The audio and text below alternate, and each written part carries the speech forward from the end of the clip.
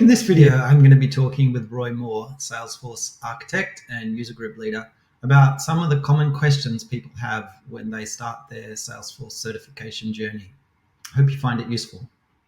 Now we're at the point where we're actually studying for our Salesforce certification, and I'm here with Roy Moore, and we're going to be talking about some study tips that can help you. So, Roy, what would you suggest when people ask you where to start? Not sure. I can't really make this out. Can you expand on this one? Trailhead. Trailhead is the place to start.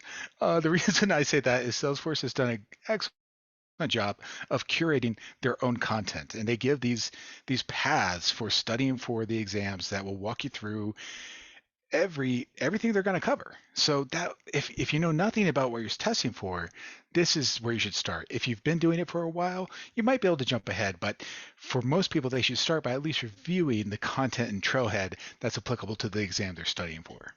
Right.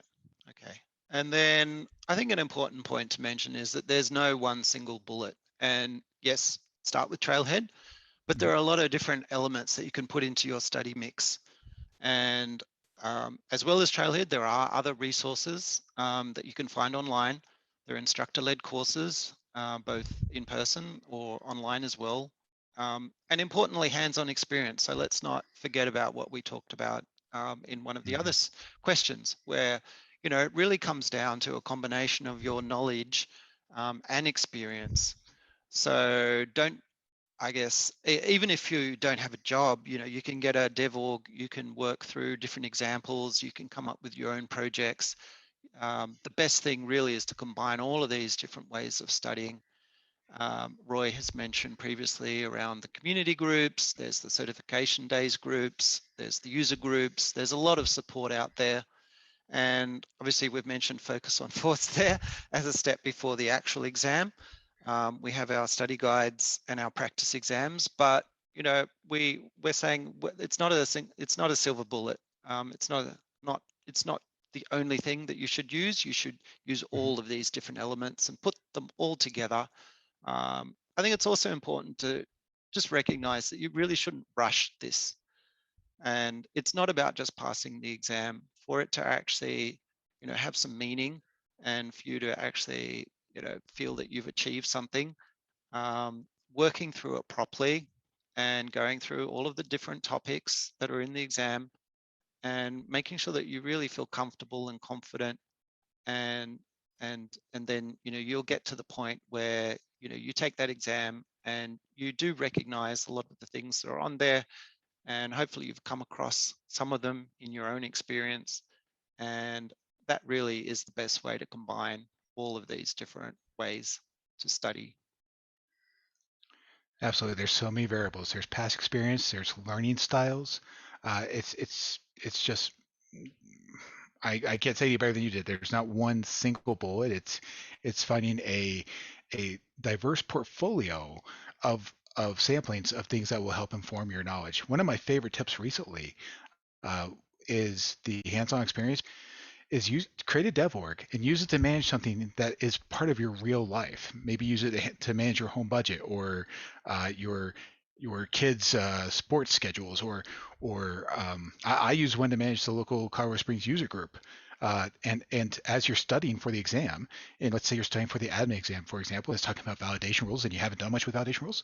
Well, then you go to DevOrg and you create real validation rules for your schedule. So maybe you set up a validation rule that says the end time can't be before the start time, and you put that in as a validation rule. And just that hands-on experience, if you don't have, if you're out of work, or if you're not working for a company that's giving you robust opportunities to build out things for them in Salesforce, then yeah, use the DevOrg, get that hands-on experience, use Trailhead. Check out the Googles and the YouTubes and the different things to see what resources are offered by reputable instructors, and all of that I think is great input. But I love the idea of using Focus on Force as the final step in the process, because Focus on Force, I think, of all these tools, is the one that will give you the most confidence to say, yes, I really do understand this now after looking at these resources. The practice exams say, guys, it will solidify and get you past that final step for the Salesforce exam. And I think an important point as well on this that Roy mentioned is learning styles. So people learn in different ways. And so some people like to read the information. Some people like to see it. Some people like to watch it. Some people, they really get more out of doing it with hands-on experience. So think about how you learn best, but also try to combine all of these different elements. And then you'll get to the point where you feel confident. We also, within Focus on Force, we have this little, I guess, tip around what you should think about when you're going through your study process. So we've already talked about the aim step, which is selecting the target date. But then you can actually break it down into smaller goals or mini goals. And with the certifications, there's an exam outline. So you could make your goal and you can make your goal to correspond to each one of the sections within the exam outline.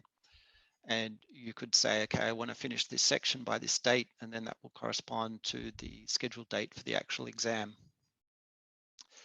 And then, so we've got on here 90 days as a good guideline for the time required to prepare, but we've talked about that in a previous section. There are so many variables across that, so you really need to adjust that date.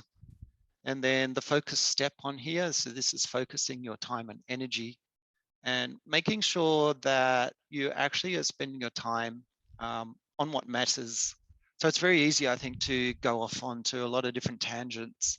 And that's one of the good aspects of the Focus on Force study guides, because it really will focus you on each of the sections and then each of the objectives within the sections. And then it's going to give you a summary of what you need to know. It's going to give you reference links, that you can actually follow into Trailhead or follow into Help.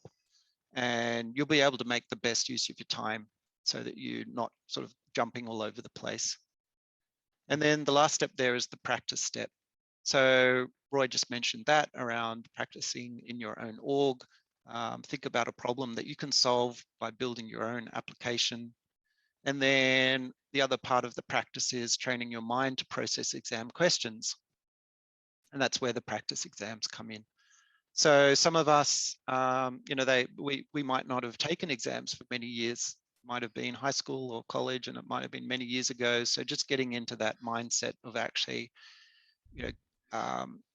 going through questions, multiple choice questions, selecting, the best answer, particularly when there might be multiple that are correct, and Salesforce sometimes are looking for the best answer. And getting used to exams, going through questions, and being in that sort of situation. I love this.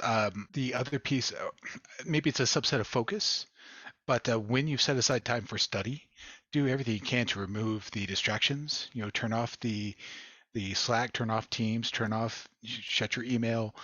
Give your study time your full attention. If you're watching a training video, then don't just have it playing in the background while you answer work emails. Watch the training video.